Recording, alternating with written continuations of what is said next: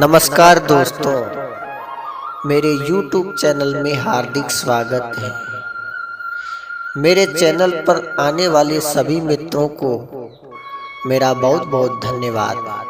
आप अपना कीमती समय निकाल करके मेरे चैनल पर आते हैं, उसके लिए मैं आपका आभारी हूँ, आपका ऋणी हूँ। धन्यवाद।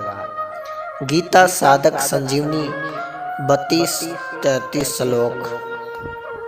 अर्थ हिंदी टीका। हे कृष्ण, मैं न तो विजय चाहता हूँ, न राज्य चाहता हूँ और न सुखों को ही चाहता हूँ। हे गोविंद, हम लोगों को राज्य से क्या लाभ है, भोगों से क्या लाभ है, अथवा जिनसे भी क्या लाभ है। न कांडे विजय कृष्ण च राजम सुखानि च। मान ले कि युद्ध में हमारी विजय हो जाए तो विजय होने से पूरी पृथ्वी पर हमारा राज्य हो जाएगा, अधिकार हो जाएगा। पृथ्वी राज्य मिलने से हमें अनेक प्रकार के सुख मिलेंगे, परंतु इनमें से मैं कुछ भी नहीं चाहता। अर्थात मेरे मन में विजय, राज्य एवं सुखों की कामना नहीं है। कि नो राजेन गोविंद की भोग जीवितेन वा। जब हमारे मन में किसी प्रकार की विजय, राज्य और सुख की कामना ही नहीं है, तो फिर कितना ही बड़ा राज्य क्यों ना मिल जाए, पर उसमें हमें क्या लाभ। कितने ही सुंदर सुंदर भोग मिल जाए, पर उनसे हमें क्या लाभ। अथवा कुटुंबियों को मारकर हम राज्य के सुख भोगते हुए कितने ही वर्ष जीते रहे, पर उससे भी हमें क्या लाभ। तात्पर्य यह है कि विजय, राज्य और भोग तभी सुख दे सकते हैं जब भीतर में इनकी कामना हो, प्रियता हो, महत्व हो, परंतु हमारे भीतर तो इनकी कामना ही नहीं है। अतः ये हमें क्या सुख दे सकते हैं। इन कुटुंबियों को मारकर हमारी जीने की भी इच्छा नहीं है, क्योंकि जब हमारे कुटुंबी मर जाएंगे तब ये राज्य और भोग किसके काम आएंगे। राज्य, भोग आदि जो तो कुटुंब के लिए ही होते हैं, पर जब ये ही मर जाएंगे तब इनको कौन भोगेगा। भोगने की बात तो दूर रही, उल्टे हमें अधिक चिंता शोक होंगे। श्लोक 33। जिनके लिए हमारी राज्य, भोग और सुख की इच्छा है, वे ही ये सब अपने प्राणों की और धन की आशा का त्याग करके युद्ध में खड़े हैं। यशार्थ कांतिनम नो राज्य भोगा सुखानि च। हम राज्य, सुख, भोग की आदि जो कुछ चाहते हैं उनको अपने व्यक्तिगत सुख के लिए नहीं चाहते, प्रत्युत इन कुटुंबियों, प्रेमियों, मित्रों आदि के लिए ही चाहते हैं। आचार्य, पितामहों, पुत्रों आदि को सुख आराम पहुँचे, इनकी सेवा हो जाए, ये प्रसन्न रहे, इसके लिए ही हम युद्ध करके राज्य लेना चाहते हैं।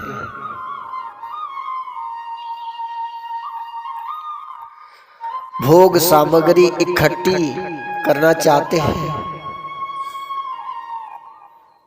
पर वे ही ये सब के सब अपने प्राणों की और धन की आशा को छोड़कर युद्ध करने के लिए हमारे सामने इस रणभूमि में खड़े हैं। उन्होंने ऐसा विचार कर लिया है कि हम न प्राणों की मोह का और न धन की तृष्णा है, हम मर बेशक जाएं, पर युद्ध से नहीं हटेंगे। अगर ये सब मर ही जाएंगे तो फिर हमें राज्य किसके लिए चाहिए, धन किसके लिए चाहिए, अर्थात इन सब की इच्छा हम किसके लिए करें। प्राणास्ताधाना नीचे का तात्पर्य है कि वे प्राणों की और धन की आशा का त्याग करके खड़े हैं। अर्थात हम जीवित रहे और हमें धन मिलेगा, इस इच्छा को छोड़कर वे खड़े हैं। अगर उनमें प्राणों की और धन की इच्छा होती तो वे मरने के लिए युद्ध में क्यों खड़े होते। अतः यहाँ प्राण और धन का त्याग करने का तात्पर्य है उनकी आशा का त्याग करने में। 34 और 35 श्लोक। आचार्य पिता पुत्र उसी प्रकार पितामह मामा ससुर पुत्र साले तथा अन्य जितने भी संबंधी हैं मुझ पर प्रहार करने पर भी मैं इनको मारना नहीं चाहता। और हे मधुसूदन, मुझे त्रिलोकी का राज्य मिल जाए तो भी इनको मारना नहीं चाहता, फिर पृथ्वी के लिए तो मैं इनको मारूं ही क्यों। व्याख्या भगवान आगे 16वें अध्याय के 21वें श्लोक में कहेंगे कि काम, क्रोध और लोभ ये तीनों ही नरक के दरवाजे हैं। वास्तव में एक काम के ही ये तीनों रूप हैं। ये तीनों संसार वस्तुओं को व्यक्तियों आदि महत्व देने में पैदा होता है। काम अर्थात कामना की 2 तरह की क्रियाएं होती हैं। इसकी दृष्टि प्राप्ति और अनिष्ट की वृत्ति, इनमें इसकी प्राप्ति भी 2 तरह की होती है, संग्रह करना और सुख भोगना। संग्रह की इच्छा का नाम लोभ है और सुख भोग की इच्छा का नाम काम है। अनिष्ट की निवृत्ति में बाधा पड़ने पर क्रोध जाता है, अर्थात भोगों की संग्रह की प्रत्ययों में बाधा होने देने वालों पर अथवा हमारा अनिष्ट करने वालों पर, हमारा शरीर नाश करने वालों पर क्रोध आता है, जिसे अनिष्ट करने वालों का नाश करने की क्रिया होती है। इससे सिद्ध हुआ कि युद्ध में मनुष्य की 2 तरह की ही प्रवृत्ति होती है।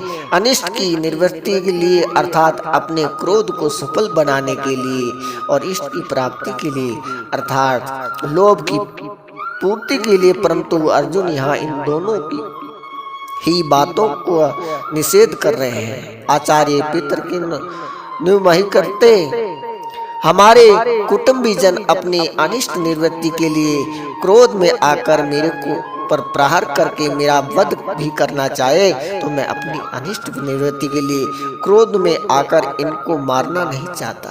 अगर ये अपनी इष्ट प्राप्ति के लिए राज्य लोभ में आकर मेरे को मारना चाहे तो भी मैं अपनी इष्ट प्राप्ति के लिए लोभ में आकर इनको मारना नहीं चाहता।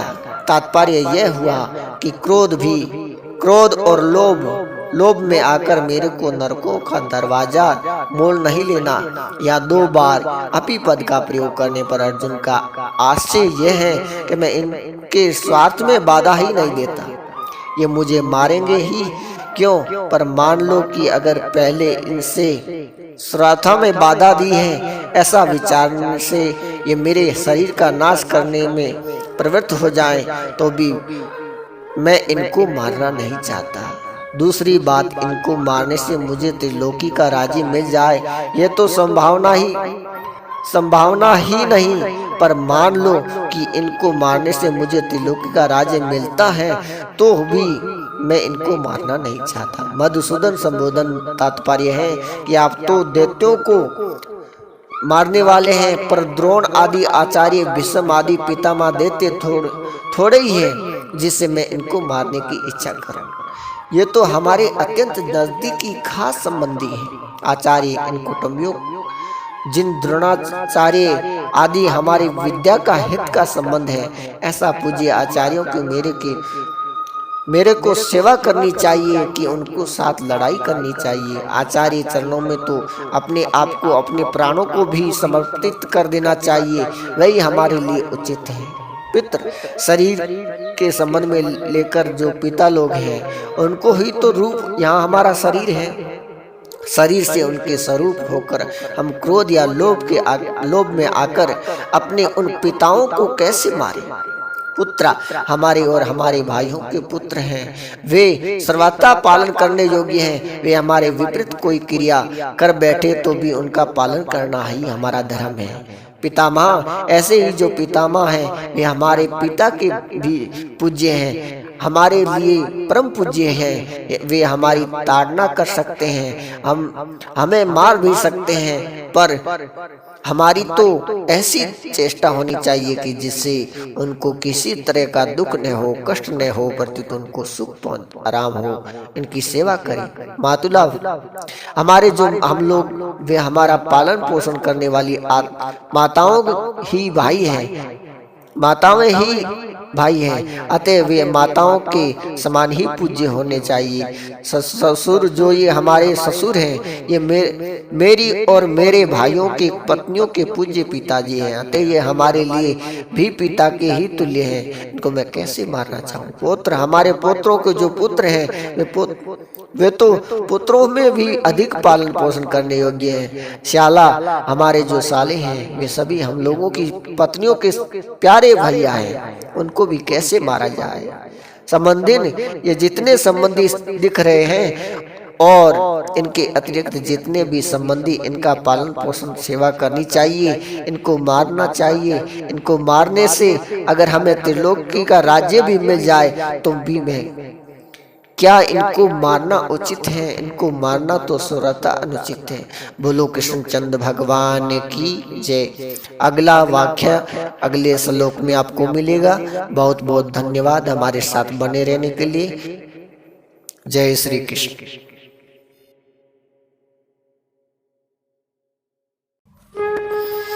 श्लोक 36। हे अर्जुन, इन धृतराष्ट्र संबंधियों को मारकर हम लोगों को क्या प्रसन्नता होगी? इन आतताइयों को मारने से तो हमें पाप ही लगेगा। धृतराष्ट्र के पुत्र, उनके सहयोगी, दूसरे जितने भी सैनिक हैं, उनको मारकर विजय प्राप्त करने में हमें क्या प्रसन्नता होगी? अगर हम क्रोध अथवा लोभ के वेग में ही आकर इनको मार भी दें तो इनको वेग शांत होने पर हमें रोना ही पड़ेगा। अर्थात क्रोध लोभ में आकर हम क्या अनर्थ कर बैठे, ऐसा पश्चाताप ही करना पड़ेगा। कुटुंबियों को याद आने पर इनका अभाव बार बार खटकेगा, चित्त में उनकी मृत्यु का शोक सताता रहेगा। इसी स्थिति में हमें कभी प्रसन्नता हो सकती है क्या? तात्पर्य है कि इनको मारने से हम इस लोक में जब तक जीते रहेंगे तब तक हमारे चित्त में कभी प्रसन्नता नहीं होगी, और इनको मारने से हमें जो पाप लगेगा वह परलोक में हमें भयंकर दुख देने वाला होगा। आतताई 6 प्रकार के होते हैं। आग लगाने वाला, विष देने वाला, हाथ में शस्त्र लेकर मारने को तैयार हुआ, धन को हरने वाला, जमीन राज्य छीनने वाला और स्त्री हरण करने वाला। दुर्योधन आदि में ये 6 लक्षण करते थे। उन्होंने पांडवों की लाक्षागृह में आग लगाकर मारना चाहा था। भीमसेन को जहर खिलाकर जल में फेंक दिया था। हाथ में शस्त्र लेकर वे पांडवों को मारने के लिए तैयार थे। द्युति क्रीड़ा में छल कपट करके उन्होंने पांडवों का धन और राज्य हर लिया था। द्रौपदी को भरी सभा में लाकर दुर्योधन ने मैंने तेरे को जीत लिया, तू मेरी दासी हो गई है आदि शब्दों से बड़ा अपमान किया था। और दुर्योधन को की तो प्रेरणा जयद्रथ द्रौपदी के हर कर ले गया था। शास्त्र के वचन के अनुसार आतताई मारने वाले को कुछ भी दोष पाप नहीं लगता, परंतु आतताई को मारना उचित होते हुए भी मारने की क्रिया अच्छी नहीं है। शास्त्र भी कहता है मनुष्य को कभी किसी की हिंसा नहीं करना चाहिए, किसी की हिंसा नहीं करनी चाहिए। हिंसा न करना परम धर्म है, अहिंसो परम धर्म है। अतः क्रोध लोभ के वशीभूत होकर कुटुंबियों को हिंसक का कार्य क्यों करें? आतताई होने से युद्ध दुर्योधन आदि मारने के लायक हैं, ही है, परंतु अपने कुटुंबी होने से इनको मारने से हमें पाप ही लगेगा, क्योंकि शास्त्र में कहा गया है कि जो अपने कुल का नाश करता है वह अत्यंत पापी होता है। अतः जो आतताई अपने खास कुटुंबी है उन्हें कैसे मारा जाए, उनसे अपना संबंध विच्छेद कर लेना, उनसे अलग हो जाना तो ठीक है, परंतु उन्हें मारना नहीं। जैसे अपना बेटा आतताई हो जाए तो उससे अपना संबंध हटा जा सकता, पर उससे मारा थोड़े ही जा सकता है। श्लोक 37। इसलिए अपने बांधव इन धृतराष्ट्रमदियों को मारने के लिए हम योग्य नहीं है, क्योंकि हे माधव अपने कुटुंबियों को मारकर हम कैसे सुखी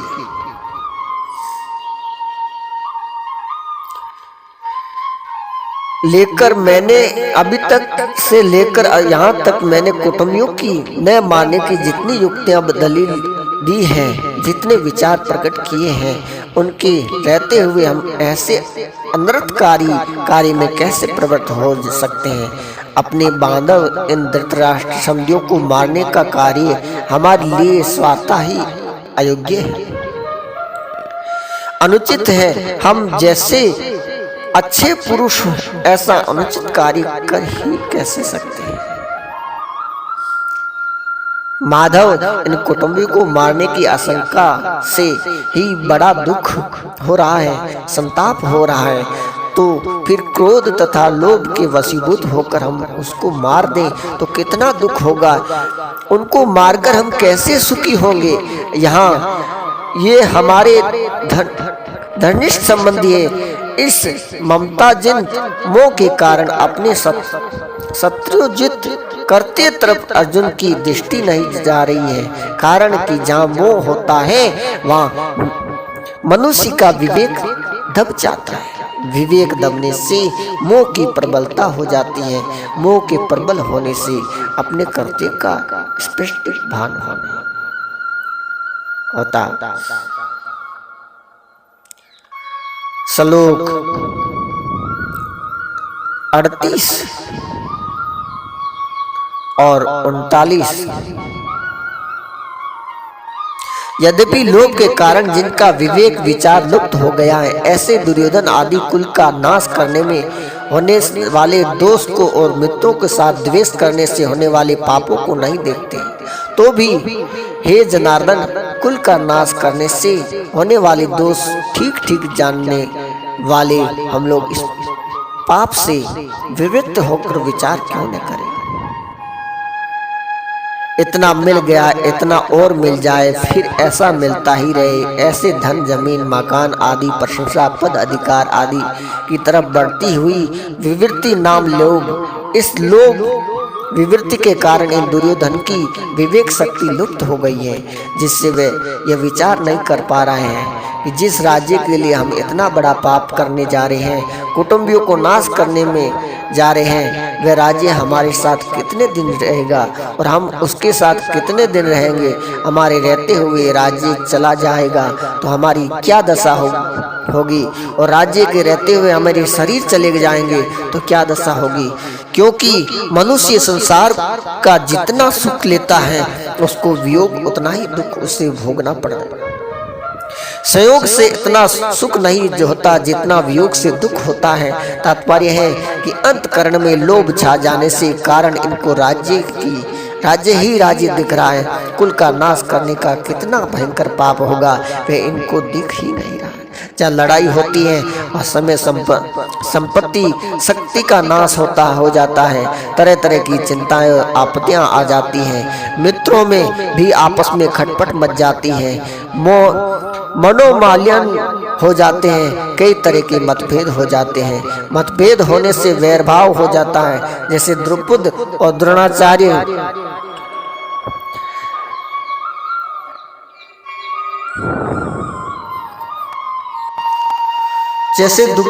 और द्रोण दोनों बचपन के मित्र थे, परंतु राज्य मिलने से द्रुपद ने एक दिन द्रोण का अपमान करके उसको मित्रता के ठुकरा दिया। इससे राजा द्रुपद और द्रोणाचार्य के बीच वैर भाव हो गया। अपने अपमान का बदला लेने के लिए द्रोणाचार्य मेरे द्वारा राजा द्रुपद को परास्त कराकर उसका आधा राज्य ले लिया।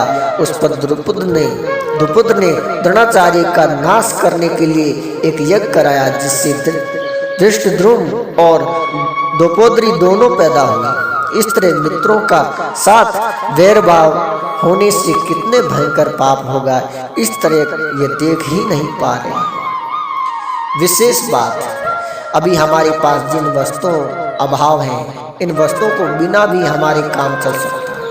हम अच्छी तरह से जी रहे हैं, परंतु जब ये वस्तुएं हमें मिलने के बाद फिर बिछड़ जाती हैं, तब उनके अभाव का बड़ा दुख होता है। तात्पर्य यह है कि पहले वस्तु को जो निरंतर अभाव था, वह इतना दुखदायी नहीं था जितना वस्तुओं को सहयोग होकर फिर उससे वियोग होना दुखदायी है।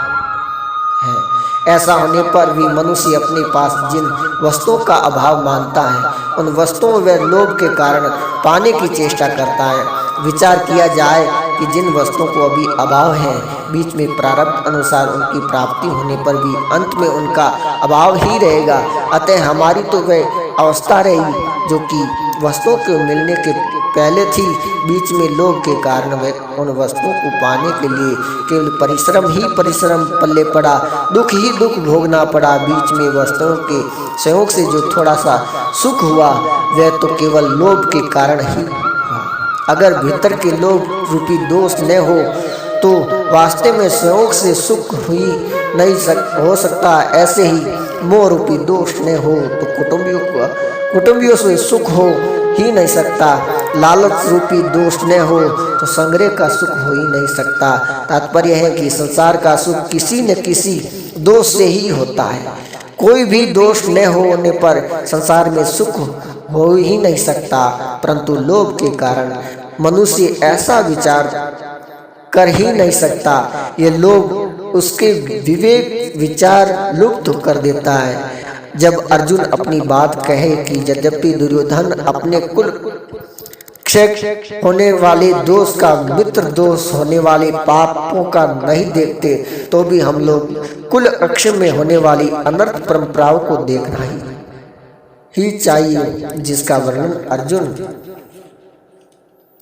आगे 40वें श्लोक में करेंगे। क्योंकि हम कुल अक्षय होने से दोष की भी अच्छी तरह से जानते हैं, और मित्र के साथ द्वेष होने से पाप को भी अच्छी तरह जानते हैं। अगर वे मित्र हमें दुख दे तो भी वे दुख हमारे लिए अनिष्ट कारक नहीं, कारण कि दुख से तो हमारे पूर्व पापों का ही नाश होगा, शुद्धि हुई होगी। परंतु हमारे मन में अगर द्रोह वैरभाव होगा तो वह मरने के बाद भी हमारे साथ रहेगा और जन्म जन्मांतर तक हमें पाप करने में प्रेरित करता रहेगा, जिससे हमारा पतन भी पतन।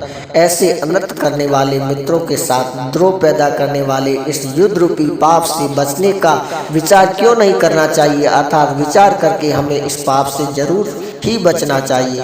यहाँ अर्जुन की दृष्टि दुर्योधन आदि लोभ की तरफ तो जा रही है, पर वे खुद कौटुंबिक स्नेहों में आबद्ध होकर बोल रहे हैं कि इस तरफ उनकी दृष्टि नहीं जा रही है। इस कारण वे अपने कर्तव्यों को नहीं समझ रहे हैं। यह नियम मनुष्य दृष्टि जब तक दुर्योधन दोष की तरफ, तब तक उसका अपना दोष नहीं दिखता, उल्टा अभिमान होता है। हमने तो दोष, पर हमारे में यह दोष है ही नहीं। ऐसी अवस्था में यह सोच ही नहीं सकता। अगर इनमें कोई दोष है तो हमारे में भी कोई दूसरा दोष हो सकता है। दूसरा दोष यदि न भी हो तो दूसरे का दोष देखना यह दोष ही है। दूसरे का दोष देखना वे अपने इच्छाई का अभिमान, ये सब दोनों दोष साथ में ही रहते हैं। अर्जुन भी दुर्योधन का आदि में दोष देखते रहे और अपने में अच्छाई का अभिमान हो रहा है। अच्छाई अभिमान छाया में मात्र दोष रहते हैं, इसलिए अपने में मोह रूपी दोष नहीं दिख रहा है। बोलो सच्चिदानंद घनश्याम की जय, बोलो कृष्णचंद्र भगवान की जय। अगला श्लोक अगले अध्याय में, अगला श्लोक आपको अगले वीडियो में मिलेगा। धन्यवाद।